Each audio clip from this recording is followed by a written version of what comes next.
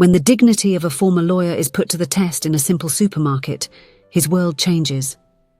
Amidst humiliations and unexpected encounters, John Carver discovers that, even in adversity, courage and empathy open doors to second chances. An emotional journey of redemption that evokes hope. John Carver had always been a man of principles. At 42 years old, his tall and imposing figure, although now marked by weariness, still carried the dignity of someone who spent his life defending the rights of others. His brown eyes, once bright with determination, now reflected a mixture of worry and hope. The hands that for years held case files and pens to sign important documents now trembled slightly as they counted coins on the kitchen table. The loss of his job at the prestigious law firm where he had worked for more than a decade was a heavy blow. John never imagined he would find himself in this situation. He looked around the modest house he shared with his wife, Maria, and their 2 young children. The walls, once decorated with diplomas and certificates, now seemed empty, as if reflecting the void he felt in his chest. Maria entered the kitchen, her eyes full of love and concern. "John, don't worry. We'll get through this together," she said, placing her hand on her husband's shoulder. John nodded, grateful for his partner's unwavering support. He knew he needed to be strong, not just for himself, but for the entire family. With a sigh, John carefully stashed the counted coins in a small cloth bag. It was all they had to buy the basic supplies for the week. He stood up, kissed Maria on the forehead, and headed toward the local supermarket, determined to make the most of the little they had. The supermarket was a familiar place, but John had never felt so out of place there. He walked slowly through the aisles, mentally calculating each item he placed in the cart. Bread, milk, eggs, some fruits and vegetables, basic items he used to buy without a second thought. Now, every penny counted. As he headed to the checkout, John couldn't help but notice the curious and sometimes pitying looks from other customers. He kept his head held high, remembering all the times he had defended people in difficult situations in court. "Dignity has no price," he thought, repeating to himself the words he often said to his clients. In the checkout line, John encountered Sarah, a 25-year-old who had been working there for a few months. Sarah was known for her efficiency, but also for her impatience with slower customers. Her blonde hair was tied in a tight ponytail, and her blue eyes gleamed with a mix of boredom and irritation as she watched the line grow. When it was John's turn, he began to remove coins from the small bag, counting them carefully on the counter. Sarah rolled her eyes, letting out an audible sigh of frustration. As John continued counting, Sarah's expression shifted from irritation to cruel amusement. "You can't be serious," she muttered, loud enough for nearby customers to hear. A mocking laugh escaped her lips, echoing through the checkout and drawing the attention of other employees and customers. John felt his face burn with shame, but continued counting the coins, determined to maintain his dignity. He could feel the pitying and curious glances of the other customers, but he refused to succumb to the humiliation. At that moment, Mike Sanders, the supermarket manager, approached the checkout. At 50 years old with grey hair, Mike was a respected figure among employees and customers. He observed the scene for a few moments, his face a mask of disapproval directed at Sarah. "Sarah, can I talk to you for a moment?" Mike called, his voice calm but firm. Sarah, still with a mocking smile on her lips, followed Mike to a quieter corner. John continued his counting, grateful for the brief break from the unwanted attention. Mike looked directly into Sarah's eyes. "What do you think you're doing?" he asked, his voice low but filled with disappointment. Sarah shrugged, still unaware of the seriousness of the situation. "Come on, Mike. Did you see that guy? Paying with coins like it's 1950? It's ridiculous." Mike shook his head, incredulous at his employee's lack of empathy. "Sarah, do you have any idea who that man is?" Sarah frowned, confused. "No, should I?" "That is John Carver. A few years ago, when I was going through legal troubles and couldn't afford a lawyer, he represented me pro bono. Thanks to him, I didn't lose everything I had." Mike explained, his voice choked with the emotion of the memory. Sarah's eyes widened in shock, the realization of the mistake she had made finally hitting her. Mike continued, his voice now more firm. What you did today not only embarrassed a client but showed a lack of compassion and professionalism that I cannot tolerate in my team. Sarah, I'm sorry, but you're fired. Sarah was stunned, Mike's words hitting her like a cold shower. She looked back at John, who was still at the register, finishing counting his coins, and felt a wave of shame and regret wash over her.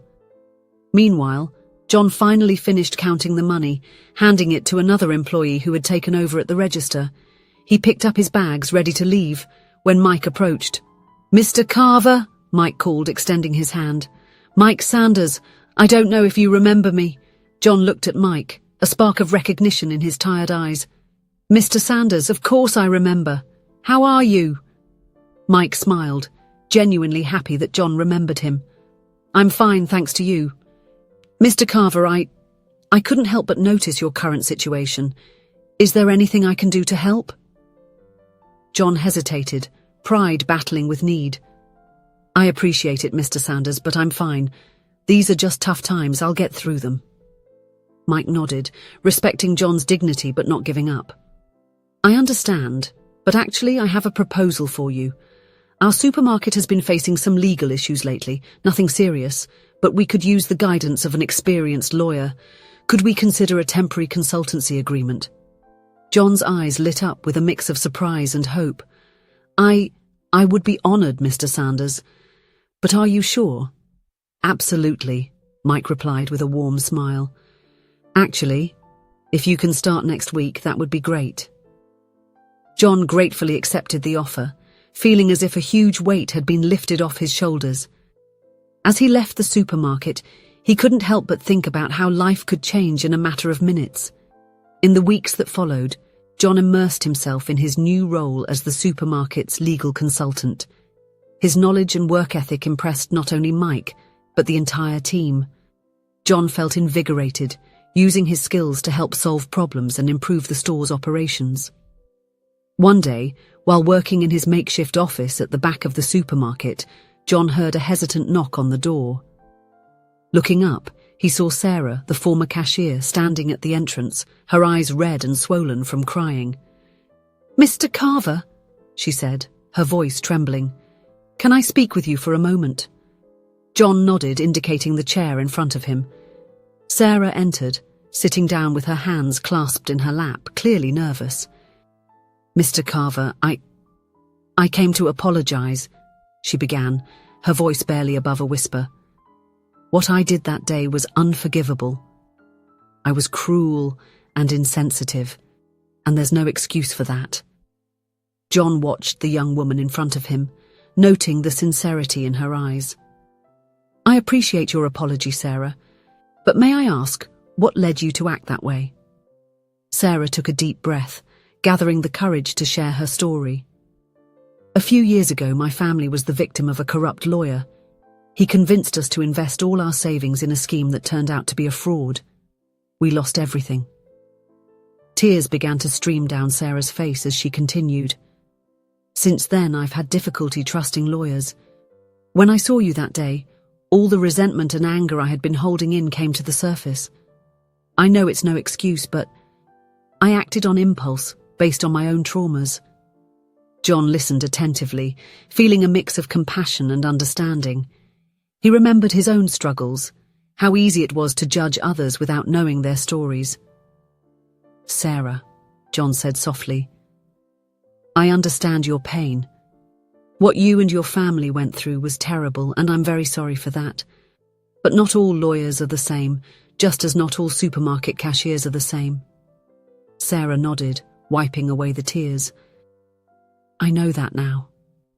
Seeing how you've helped Mr. Sanders and the supermarket, it made me realize how wrong I was." John smiled gently.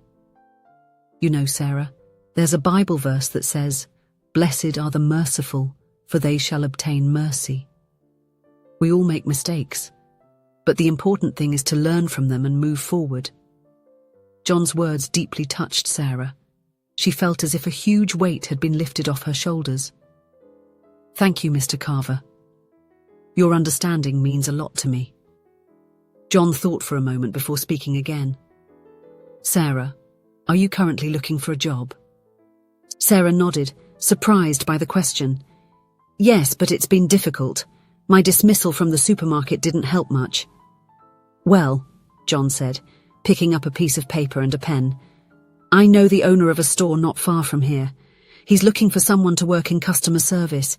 If you're interested, I can give you a recommendation. Sarah's eyes filled with tears again, this time with gratitude. Mr. Carver, I don't know what to say. After everything I've done. John smiled, handing her the paper with contact information. Everyone deserves a second chance, Sarah. Use this opportunity to grow and help others, just as you were helped today. Sarah took the paper with trembling hands, feeling deeply touched by John's compassion. I promise I won't waste this chance. Thank you, Mr. Carver. Truly. In the months that followed, John's life took a surprising turn. His job at the supermarket not only helped stabilize his finances, but also rekindled his passion for life. Inspired by the experience with Sarah and remembering how much good he could do, John decided to open his own law office. His new office was modest but welcoming. John decided to focus on pro bono cases, determined to make a difference in the lives of those who needed it most. News of his new venture quickly spread, and soon John found himself with a full schedule of clients eager for his help. One day, while organizing some files, John heard a familiar knock at his door. It was Sarah, smiling shyly.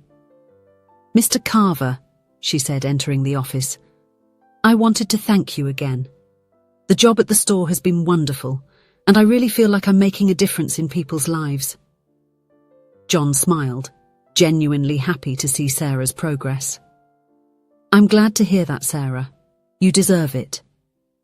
Sarah hesitated for a moment before continuing. Actually, Mr. Carver, I came here for another reason. I heard about your new office and, well, I was wondering if you might need an administrative assistant. John looked at Sarah, surprised by the request. Are you sure, Sarah? Considering your history with lawyers? Sarah nodded with conviction. I am sure. You showed me that there are good people in every profession, and I would like to use my experience to help others who might have gone through similar situations to mine. John reflected for a moment, impressed with Sarah's change. He extended his hand, smiling. Well, in that case, welcome to the team, Sarah. Sarah shook John's hand, her eyes shining with gratitude and determination. Thank you, Mr. Carver. I promise you won't regret it. As Sarah settled into her new desk, John couldn't help but reflect on how a moment of humiliation in the supermarket had led to a partnership based on understanding and forgiveness. Her story was a testament to the power of compassion and the human ability to change and grow. John looked out the window of his office, watching the bustling street below. He thought of all the people out there, each carrying their own story, their own struggles. He felt renewed in his purpose to help, to make a difference, one case at a time. Blessed are the merciful, John murmured to himself, smiling as he remembered the verse. He knew the road ahead wouldn't be easy, but with compassion, forgiveness, and determination, any challenge could be overcome. And so in that small office, a new story was beginning. A story of second chances, of overcoming adversity, and above all, of hope. John and Sarah, once adversaries, were now united in a common purpose, to use their experiences to make the world a slightly better place, one person at a time. If you enjoyed the story, please leave a comment with a rating from 1 to 5 to show how much you liked it. Also, watch the video that is now appearing on your screen. See you soon.